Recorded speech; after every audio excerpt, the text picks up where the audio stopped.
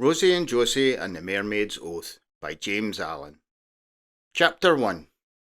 Nearly 2 weeks had passed since Rosie and Josey had returned from their recent adventure within the magic realm. After encounters with the goblins and mermaids, it was nice to return to less scary normality. For a while at least. The siblings did miss their dear little fairy friend Tiz, and therefore Rosie was delighted to awaken during the night to find her room lit up with the light from the portal, and Tiz fluttering over her bed. Rosie's delight was short-lived, however, when Tiz informed her that the Mermaid Chieftain had sent for her and wished to call in the oath that Rosie had made to her to save Josey's life. "Do you know what she wants me to do?" asked Rosie nervously. "No, I'm sorry. That she will only tell to you directly," replied Tiz apologetically. "But don't worry, let's wake up Josey. Then both he and I will come with you to meet Weranda and help you with whatever task she asks of you."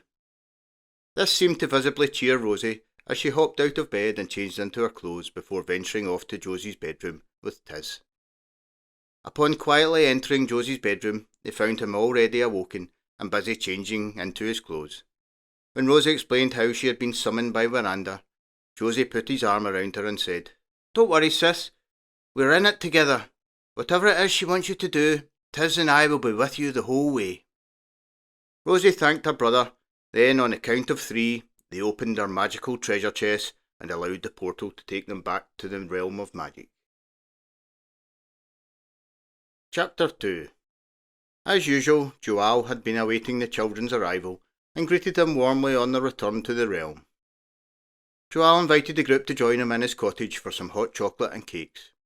However, Rosie decided she would prefer to go straight to see the Mermaid Chieftain Weranda and learn her fate.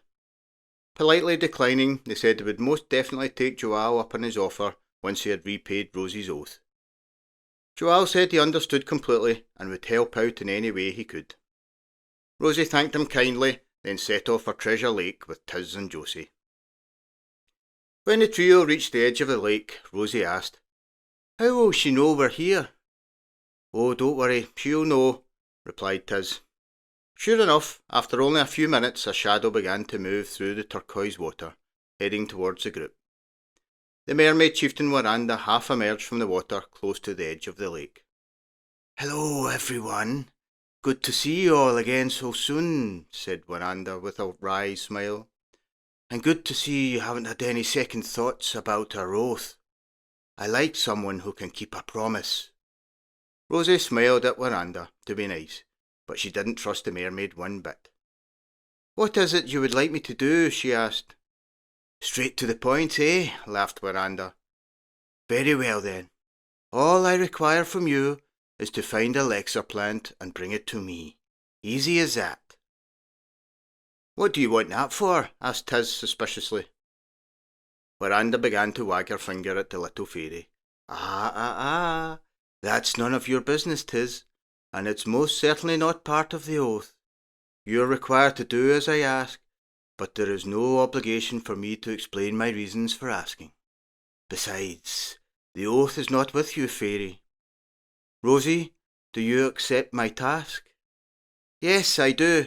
I shall find the elixir plant and bring it to you as soon as I can," replied Rosie, feeling quite relieved as she had been expecting a much harder task in retrieving a simple plant from Weranda. "Splendid.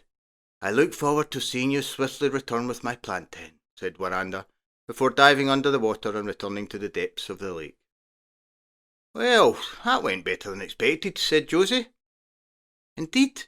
Now where do we find this plant, Tiz, so I can get this task over and done with?" asked Rosie. However, as she and Josey looked towards the fairy, she bore a look of worry they weren't expecting to see. "What's the matter, Tiz?" asked Josey.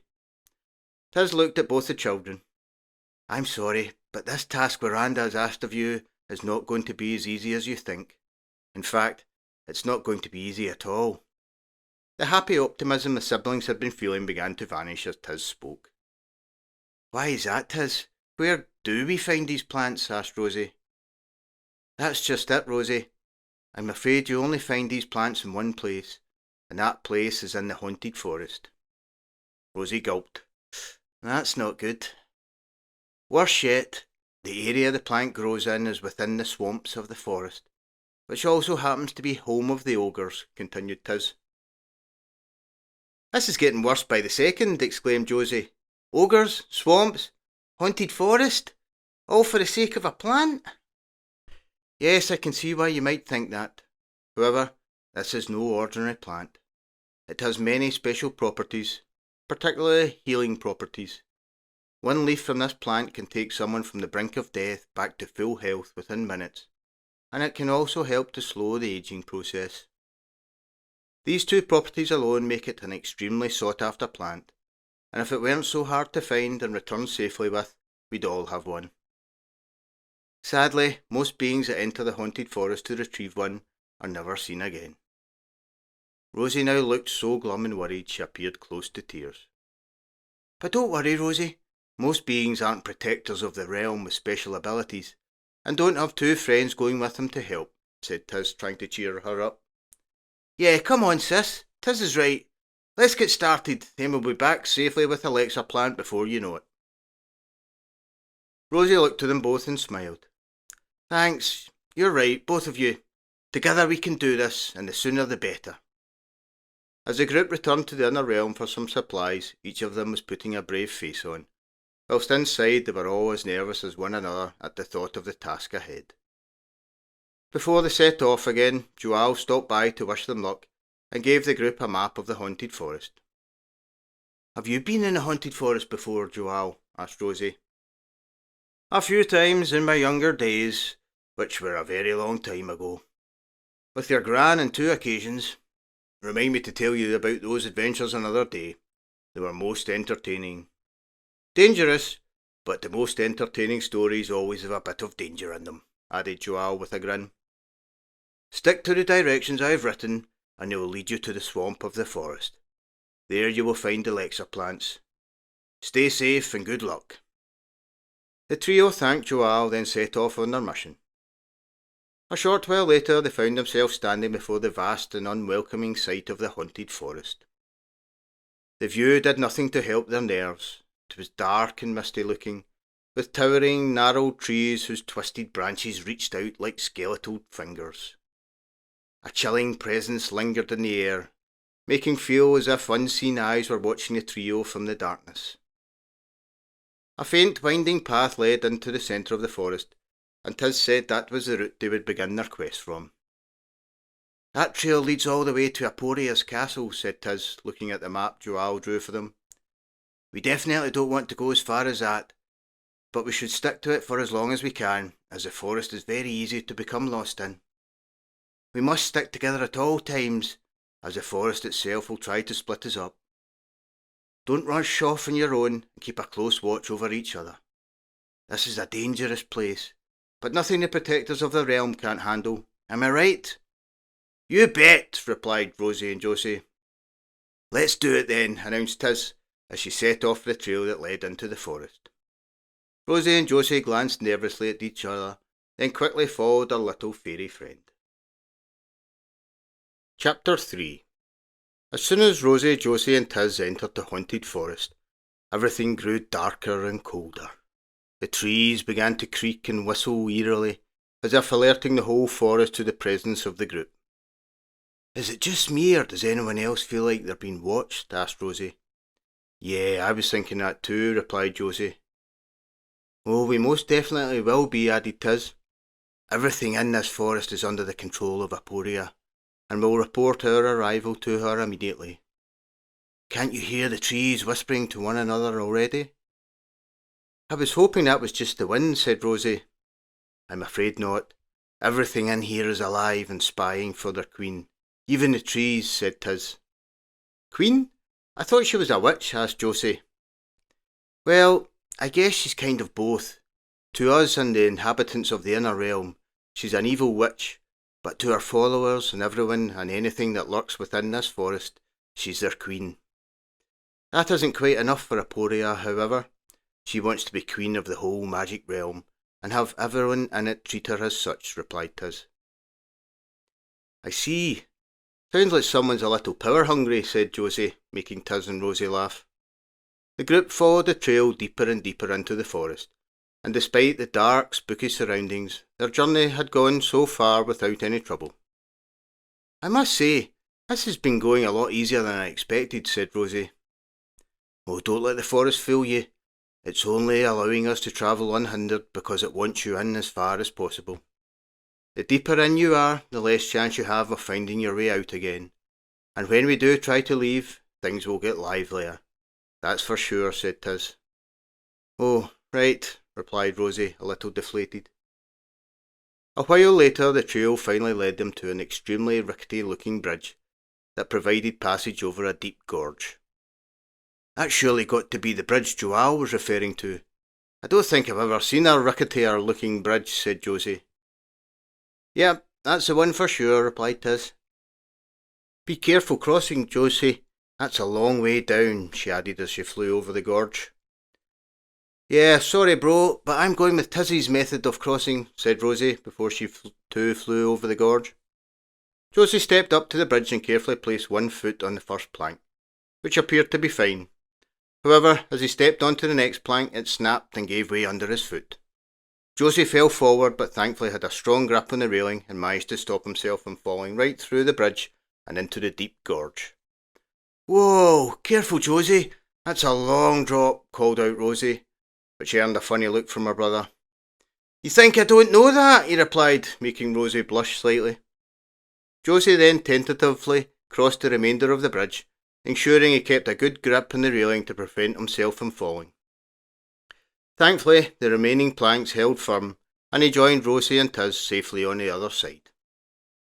"OK, this is where we need to leave the trail and head west towards the swamps," said Tiz, holding Joao's map aloft. The pace slowed as the group left the trail and began making their way through the dense forest. After a while, the ground began to turn softer, wetter and muddier. "I'm guessing we must be getting close to the swamps now," said Rosie. "Yes, this is the start of them. Time to be as quiet as we can, and hopefully not disturb any sleeping ogres," said Tiz. Rosie and Tiz flew slowly just above the water level, whilst Josey tried his best to move through the muddy swamp water as quietly as he could, which became harder and harder as the water deepened the further they entered the swamps. "Look over there! Is that a elixir flower?" whispered Rosie suddenly, spotting a rare sight of bright colour amongst all the darker shades of the swampy forest. Tiz looked to where Rosie was pointing and stared in silence for a moment at the flower sitting atop a nearby small hill. "Well spotted, Rosie. I think that may well be the very flower we are looking for. Come on, let's get a closer look to make sure, and then we can hopefully leave this awful place."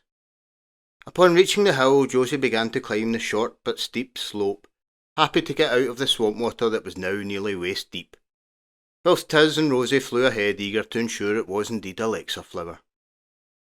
Josey was only halfway up when he noted his sister and Tiz waving excitedly at him, confirming it was a elixir plant with a thumbs up. He was just about to signal back likewise, when a tremor in the ground beneath him suddenly made him freeze. What was that? He thought to himself. He looked towards the others at the top of the hill, but they appeared to be oblivious to it. With a shake of the head he began climbing once more, but only managed a couple of steps when the ground moved again. And this time the whole hill shook and didn't stop. Tiz and Rosie quickly flew down to meet Josey. "We need to go right now," instructed Tiz. "Why? What's happening?" "Not what? Who?" replied Tiz. Josey looked confused and was about to ask what she meant when a loud noise from beyond the hill grabbed their attention. A rumbling din moved earth, breaking branches and water splashing. As the trio looked towards the peak of the hill, a giant, ugly, mean-looking face appeared, covered in bits of swamp and the forest. The giant eyes paused as they cast their view over Rosie, Josey and Tiz for a moment, before its fungus-covered mouth opened and it let out a gigantic bellow that not only sent a gusting wind towards the trio, but also a particularly bad smell. "Oh, that's disgusting," said Rosie, as they all covered their noses. "I'm guessing that's an ogre then by the looks of it, and we're standing on its belly?" asked Josey, as the smell drifted away. "You guessed right, and he definitely isn't happy about it. "We should really leave right now," replied Tiz. But as soon as the words had left her mouth, the ogre had begun to sit up, which then made the supposed hill turn on its side and throw poor Josey clean off it, who landed face first in the dirty swamp water. Dripping wet, he immediately jumped up and shouted to the others, "I'm okay! Let's get out of here!" Rosie and Tiz flew past Josey as he struggled to get up to his usual fast speed, bogged down by the swamp. As the ground started to rise up on either side of him, he realised that it was in actual fact the ogre's legs rising up as it got to its feet. The water falling from the giant legs fell on top of Josey like a waterfall. He soon broke free from the monsoon, and thankfully as the water level began to recede on the ground, he was able to pick up the pace a little, catching up with Rosie and Tiz. The ogre let out another loud roar, then made a huge crashing noise as it took a step forward. His legs were long, and that one stride made up a great deal of ground that was between it, Rosie, Josey and Tiz. Try as he might, no matter how fast he went, the ogre continued to catch up with him, crashing through the forest as it went. The deep gorge the group had crossed soon came into view once more, giving Tiz an idea. "I don't think we'll be able to outrun it, but perhaps we can lose it down there," she shouted to the siblings as they sped alongside the gorge. "How do we manage that?" shouted Josey. "If Rosie and I distract it, think you will be able to push it over the edge with your super strength?" "I'm not sure, it's pretty big, but I'll give it a go," replied Josey.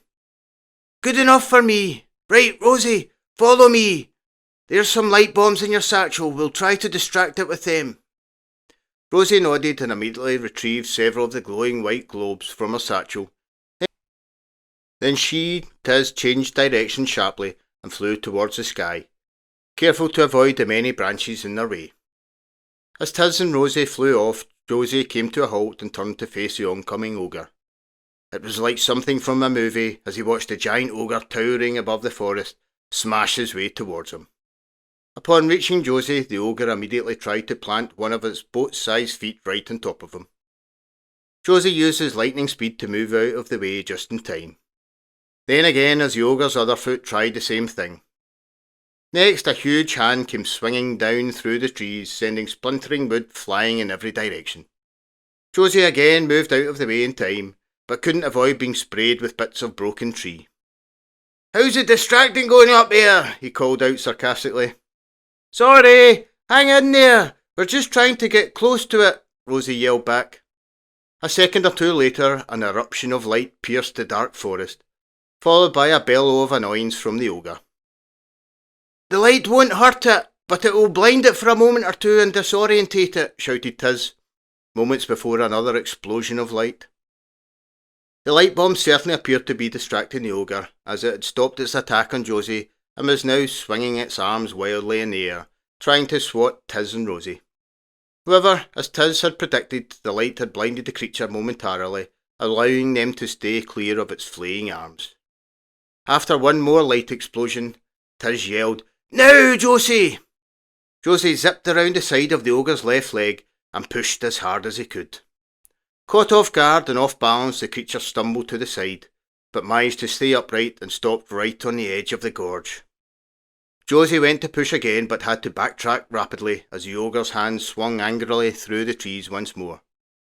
Another light bomb exploded above, grabbing the ogre's attention upwards again, and Josey didn't waste any time in rushing forward and barging into one of its legs like a raging bull. The force knocked the ogre's leg backwards, and as it tried to plant it down on the ground, all it found was fresh air above the gorge. The ogre let out a surprise-sounding noise this time as it began to topple backwards into the deep gorge. The huge creature suddenly disappeared from sight as it was swallowed up by dark space. A few moments later, an almighty crash and yell was heard as it hit the bottom of the gorge. Rosie and Tiz joined Josey on the forest floor once again, checking each other was unhurt. "Great work, team," said Tiz, "but we better get moving, as the ogre won't stay down there forever." "Let's get out of here then, as I don't fancy facing that again," exclaimed Josey, who now looked like he had been dragged through a hedge in a swamp, which he basically had. The group quickly set off in search of the rickety bridge again, in order to cross the gorge and leave the forest. Chapter 4. A sense of relief fell over the trio when they spotted the rickety bridge not much further along the gorge from where they had left the ogre. "Didn't think I'd be so happy to see that rickety old bridge again so soon," laughed Josey, right before he fell over. "Whoops, silly me," he said, climbing to his feet. "Are you all right?" asked Tiz. "Yes, I'm fine, nothing to worry about." Just as quickly as he'd gotten to his feet, Josey had fallen over again. Before getting up this time, he looked towards his feet to see what had tripped him up. Once was an accident, twice in quick succession was strange to say the least. Things get stranger yet when he noticed one of the nearby tree roots appeared to be growing and coiling itself around his ankle. No wonder he was falling over so easily. He was about to say something when Rosie beat him to it. "Look, what's happening to the trees? They all appear to be growing." Sure enough, all the trees' gnarled, pointy branches and roots were growing and stretching out towards the group.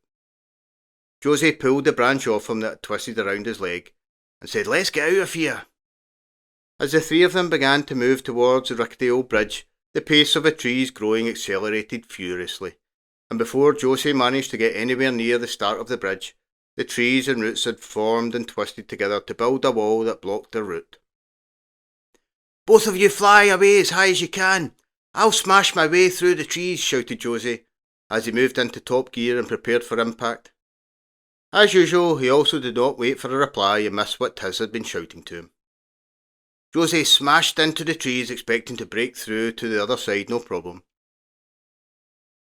However, despite breaking and splintering plenty of branches, he didn't make it through to a clear area. Instead, he found himself in the middle of a tangled web of tree roots and branches. This makeshift wall must be really thick, he thought to himself as his pace slowed. His progress halted altogether when the branches he was breaking reformed just as quickly and began twisting and winding around his whole body. Within seconds he was stuck, unable to move, super strength or not. Panicking slightly and wondering what he was going to do, Josey started moving backwards, or more accurately, the trees were moving him backwards. A moment later they let go of their grip as they tossed him backwards where he landed roughly on the muddy ground. "Oh, there you are. You really need to start listening to me before you go running off next time," said Tiz. Josey looked up at the little fairy, looking slightly puzzled. "I thought you were going to fly out of the forest." "That's what I was trying to tell you," replied Tiz, glancing upwards. "Flying out of here isn't an option anymore." Josey followed her gaze and realised that the trees hadn't just formed walls around him. The treetops high above had joined together to block any escape route by air. A large tunnel made of trees now surrounded them and led off in the opposite direction from the rickety bridge. "I guess the forest wants us to go that way," said Rosie, looking out at the eerie tunnel. "Yes, and that's definitely not the direction we want to be going in," added Tiz. "I don't think we have much of a choice, by the look of it," replied Josey. Tiz and Rosie turned around to see what Josey was referring to. The trees had sent branches down the gorge to assist the ogre out, and his large hand had just appeared as he pulled himself over the edge. As the trio readied himself to make haste once more, the ogre surprisingly did not charge at them. He did let out a rather angry-sounding groan, whilst raising his right arm and pointing in the direction of the dark tree tunnel. He then finally began to trudge towards the group at a walking pace. "I guess he wants us to go that way," said Rosie. "Not like we have much choice, but why is he not charging at us anymore?" asked Josey. "I'm guessing he's now under the orders not to harm us, but ensure we go where someone wants us to," replied Tiz. "Do I even want to ask who that someone is?" "Well, there's only one person that gives out orders in this forest, and that's Eporia the witch." Chapter 5. "Why do you think Eporia wants to see us?" asked Josey, whilst glancing around to check the ogre wasn't catching up with them. But she wasn't. He continued to follow at the same pace the children were walking. He also looked to be in some discomfort, as to move through the tree tunnel he was forced to crouch slightly. Having been walking for some time now, his back appeared to be aching somewhat, as the ogre made regular grunting noises whilst rubbing the lower part of it. "I'd imagine there are many reasons why Eporia would want to meet the new protectors of the realm, but it's probably best we don't discuss them too much for now," replied Tiz, drawing Josey's attention back from the ogre. He didn't much like the sound of Tiz's answer, but decided to take her advice and not press the question further. A short while later, Rosie suddenly announced, "I see light ahead. I think the tunnel's finally coming to an end." Sure enough, as the light grew brighter and brighter, grass could also be seen as not only the tunnel, but the forest itself seemed to be coming to an end.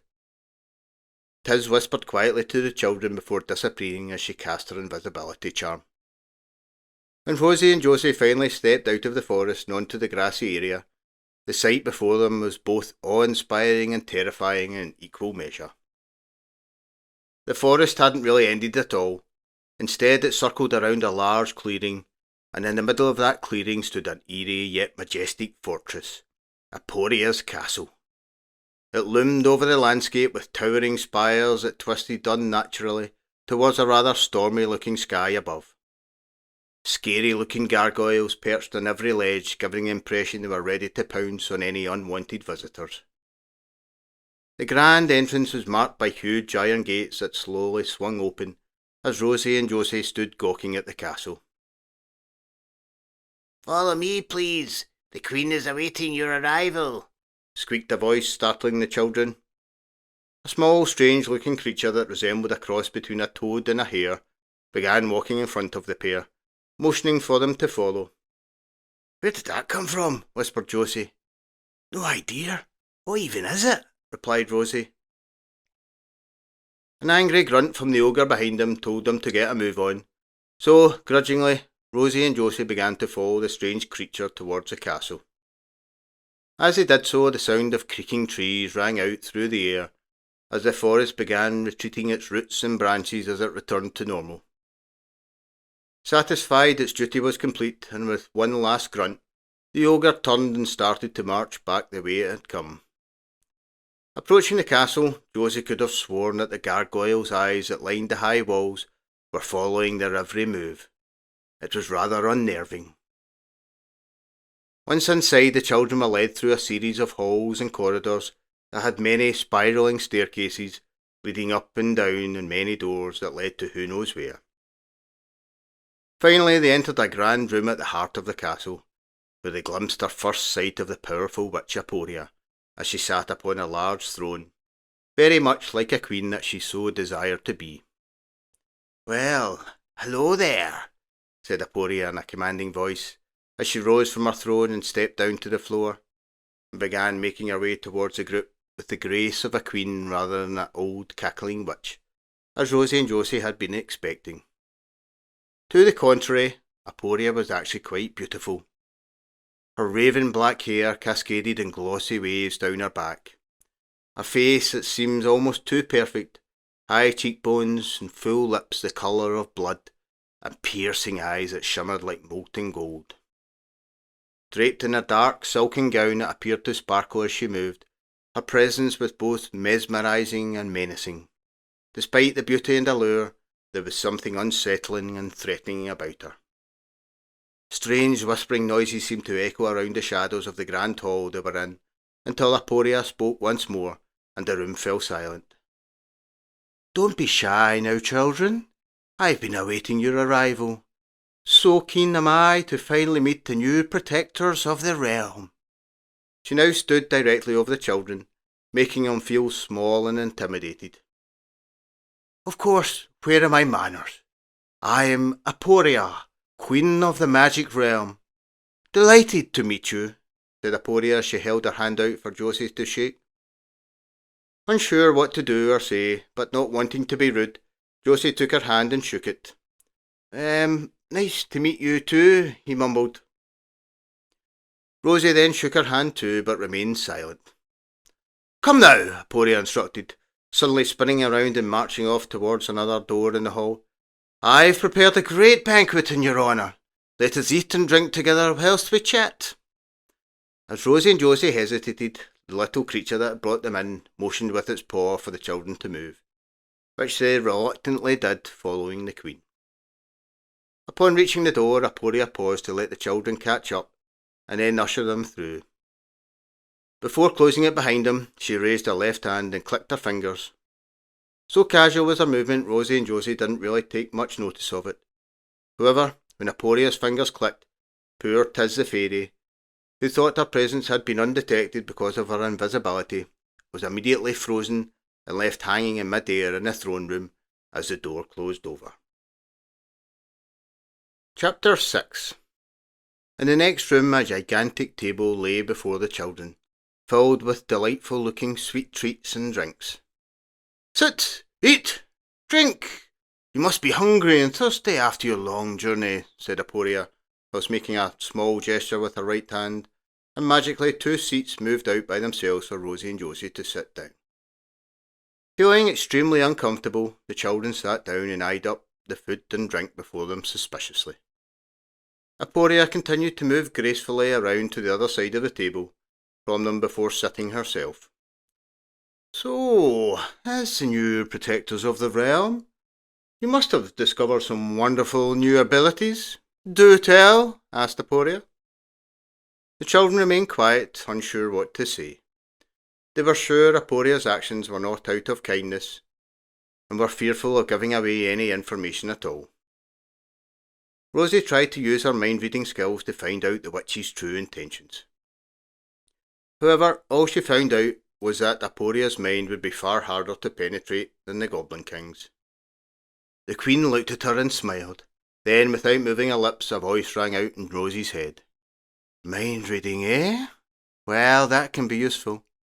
And whilst I admire your confidence at trying, you will find my mind far too powerful to be reading any time soon."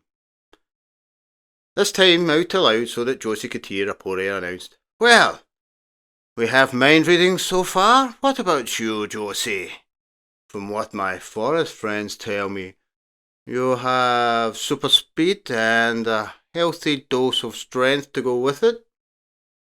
Josey glanced at his sister before replying, Yeah, figuring, as she already seemed to know, there wasn't much point denying it. "And flying," Eporia stated, turning her attention back towards Rosie. "Oh my, what a thrill that must be." "It is," replied Rosie nervously. "With abilities like that, you must want to use them all the time. Am I right?" The children nodded slowly. "And yet, you must wait until Joal or your little fairy friend come calling before you are even allowed the chance to spread your wings, shall we say. But why? Why should you wait weeks, months at a time, being denied the opportunity to use such wonderful gifts on a daily basis? It's just cruel," continued Eporia. The mention of Tiz made Rosie wonder where she was, quickly scanning around the room for any signs of her, which of course there wasn't. "What if I could offer you the chance to do just that?" asked Eporia, snapping Rosie's attention back to the Queen. "How would you do that?" stammered Josey. "It is common knowledge that I am the most powerful being that exists, but with my guidance I could help you both to become the second most powerful beings in all the magic realm. I can help you discover more abilities than you could even imagine possible, and by my side you would become true protectors of the realm, the entire magic realm. You would be able to come and go as you please, rather than waiting patiently for an invite. Each time you come, you could stay for weeks, months, even years at a time. How does that sound?" Rosie and Josey glanced at each other before Rosie asked, "Would you want us to hurt other beings or creatures?" "Why would I want you to hurt anyone?" replied Eporia, feigning a shocked look upon her face. "Because you're a witch," blurted out Josey without thinking. For a second or two, the feigned look of shock in Eporia's face was replaced by one of anger. Her beautiful face flashed, a look of rage and fire appeared to light up in her mysterious eyes. And just when it looked like Josey was about to feel her wrath, she suddenly regained her composure, and her grimace turned to a forced smile, for she said, "Dear boy, I am the Queen of the Magic Realm. Calling me a witch is quite disrespectful. A sorcerer, perhaps, but not a witch. I'm sure you didn't mean to offend, so we'll just call it a learning point." I'm sorry, I didn't mean to offend you, replied Josey sheepishly. None taken, stated Eporia unconvincingly. Now, all that I ask is you think over what I've said and decide whether serving the Queen as her number twos and protecting the whole magic realm is something you would like to do. We'll speak again soon, and hopefully you will have the right answer for me. Rosie knew what her answer would be right away, but dared not to say, fearful of what Eporia would do when he did not accept her offer. She just wanted to get as far away from the Queen as possible for now. Eporia rose suddenly from a chair. Let me see you out then. I understand you have a errand of sorts to be getting on with. As the children stood up, grateful to be allowed to go on their way, Rosie wondered if the Queen was referring to Weranda's oath, and if so, how did she know about that? Chapter 7. As the Queen ushered the children back through the throne room, she had clicked her fingers once again, unfreezing Tiz in the process. Oh, there's your little fairy friend there, announced Eporia, much to Rosie and Josey's surprise. As they paused to look back, Tiz flew across the room towards him, now very visible and very angry looking. This seemed to bring a smile to Eporia's face. However, the kids thought best to wait until they were out of the castle and away from the Queen before asking Tiz what had happened. Upon reaching the courtyard that led to the main gate, the strange creature that had led them into the castle reappeared from thin air again, and Eporia said it would take the trio the rest of the way towards the forest. Don't worry about your trip through the forest, just stick to the trail, and I'll ensure you have no trouble, she added. Thanks, replied Rosie and Josey quietly. And remember to think over what I said. I'm sure you'll come to realise it's the offer of a lifetime. We'll speak soon. And with that, the Queen turned and disappeared into the darkness of the castle in an instant. Are you all right? Rosie asked Tiz, sensing something had happened to her. However, Tiz raised her finger to her lips, urging Rosie to hush. Instead of speaking aloud, Tizzy's quiet voice sounded in Rosie's head. Careful of what you say for now. The hobgoblin will report everything back to Eporia. They're sneaky little creatures in every sense. Rosie nodded at Tiz to say she understood, before casting her gaze over the strange creature she now knew to be a hobgoblin. As if sensing her gaze or thoughts, the hobgoblin glanced around at Rosie for a brief second. This was all going unnoticed by Josey, who was too busy looking up the high castle walls, or more accurately, at the many gargoyles sat atop the walls, again giving the impression they were staring at the group's every move, with their twisted, horned faces and large, dark, hollowed eyes. Josey was also sure that many of them had moved from where they had been originally sat when they had entered the castle. If the gargoyles were able to move or come alive in any way, Josey hoped he would not have to deal with them at some point. They looked formidable creatures with their jagged fangs, massive bat-like wings and long claws that clutched the edges of the castle. Josey shuddered before taking his gaze off the terrifying creatures. The hobgoblin led the trio out of the castle grounds and up to the edge of the forest, and the beginning of the trail through. It pointed the way before disappearing in the blink of an eye. Where did that go? Asked Josey upon noticing the disappearance of the creature. Hobgoblins have the ability to teleport themselves short distances. It will be back in the castle now as we speak, replied Tiz. Oh, that's cool. I hope I develop that power, said Josey. Is it safe to speak now? Asked Rosie as they entered the dark, gloomy forest and began making their way along the trail. Yes, but do it quietly. The forest is full of Eporia's spies, large and small, answered Tiz. She wanted Josey and I to join forces with her, and be protectors of the realm under her command, whispered Rosie. Ah, that makes sense as to why she didn't want me listening in, said Tiz. Eporia has long been trying to turn a protector to her will. Thankfully she's never succeeded, and I'm hoping she never will, added Tiz, casting her gaze over the children. Picking up on the sentiment, Rosie hastily replied, Oh, of course, Tiz. You don't need to worry about us. We certainly won't be joining her side. Definitely. Man, she gives me the creeps, as does her castle, and that strange little hobgoblin, and this forest, and most of all those gargoyles," piped up Josey. "Oh, that is good to hear, but be warned, Eporia will not be pleased when she finds out. Hopefully your paths do not cross again. However, if they do, be very wary indeed. As for the gargoyles, I've thankfully never witnessed it, but they serve as Eporia's trusted army and are said to come alive when she commands," said Tiz.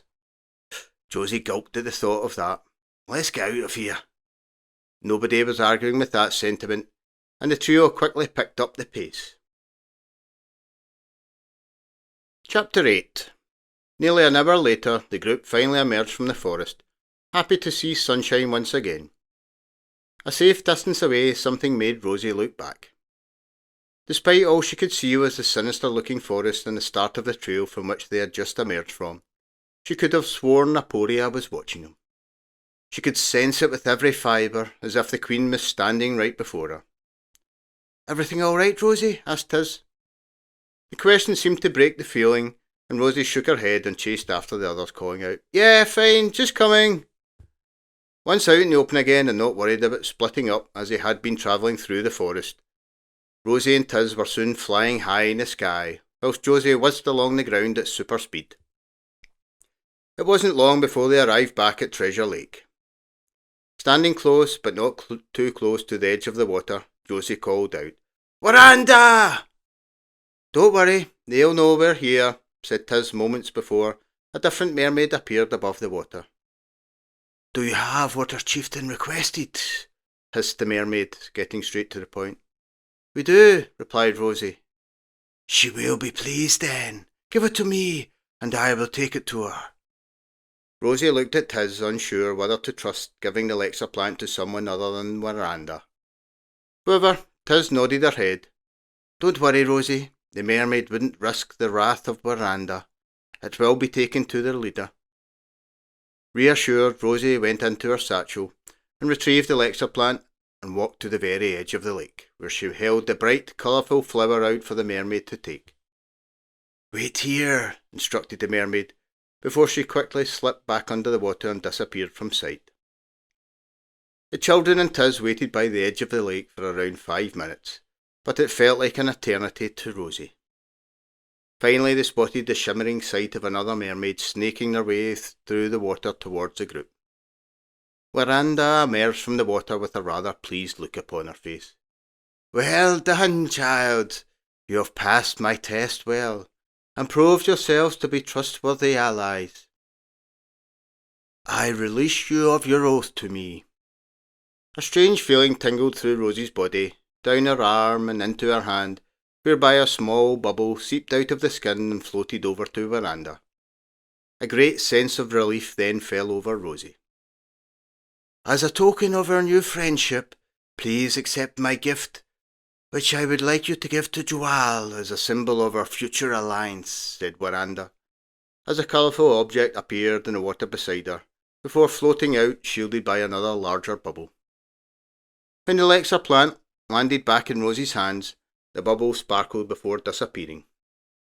Rosie looked at Weranda with a puzzled look upon her face. "But I thought you wanted the plant." "Oh, that was merely a test to see whether or not you could be trusted, and of course to see if you could handle yourselves under difficult circumstances. I do not make allies with anyone if they have no value to offer me in return," replied Weranda. "So it was all for nothing?" piped up Josey. "Far from it, dear boy. You will find I am a valuable ally to have in times of need, as you have proved yourselves to be to me. Until the next time, then," said Weranda with a sly grin. Before anyone had a chance to say anything else, she then ducked under the water and swam off towards the heart of the lake. The trio looked at each other rather bemused. "Well, at least you're free of our oath now, and I would imagine Joal will be rather excited to receive a Lexer plant to study closely," said Tiz. Rosie shrugged her shoulders. "I guess," she replied, placing the plant back in her satchel. "It just all seems a little strange." "Never mind. I think we've all earned some of Joal's famous hot chocolate and treats that have been eagerly awaiting our return, said Tiz, trying to cheer the children up somewhat. The thought did the trick, bringing a smile to Josie's face. Oh yeah, I'd forgotten about that. Come on, I'll race you back. With that, Josie took off at a blistering pace, laughing as he went. Wait there, that's cheating, yelled Rosie, now giggling too as she and Tiz flew off after her brother. Chapter 9. Back in the safety and warmth of Joal's quaint cottage, bellies full of hot chocolate and sweet treats, the trio recanted their adventure to the little old elf, all whilst they marvelled over the rather splendid elixir plant. So taken with the flower he was, he barely mentioned anything regarding the children's encounters with both Eporia and Weranda. The fact that he did not seem to be bothered with either settled any lingering worries that the children had. After a while, and rather sadly, the children agreed it was time for them to return home. They made their way to the large crystal before warm embraces were made all round, as Rosie and Josey said their goodbyes, particularly with their closest companion Tiz. Then, in the blink of an eye, they were back in Josie's dark bedroom. Boy, I'm ready for a good sleep, he whispered. Me too. Night, Josey, whispered Rosie in return, before slipping out the door and heading back to her own room for some much-needed rest. Chapter 10. Back in the inner realm, night time had fallen, and as Joal slept soundly away in his cottage, the flower heads on the elixir plant that now sat in his windowsill began to open up. The powerful toxin produced from Mermaid's fangs that had been secretly injected into the plant by Weranda back at Treasure Lake, mixed with the magical properties of the plant, now began to produce tiny little airborne spores. Invisible to the naked eye, these poisonous little spores began to float out of Joal's open window and spread out through the entire inner realm. The end. Thanks for listening to another Rosie and Josey adventure. I hope you enjoyed it. If you did, please hit the like and subscribe buttons. It's free to do so, and this will keep you up to date with every new James Allan story as soon as it is available. Once again, thanks for listening. Goodbye for now.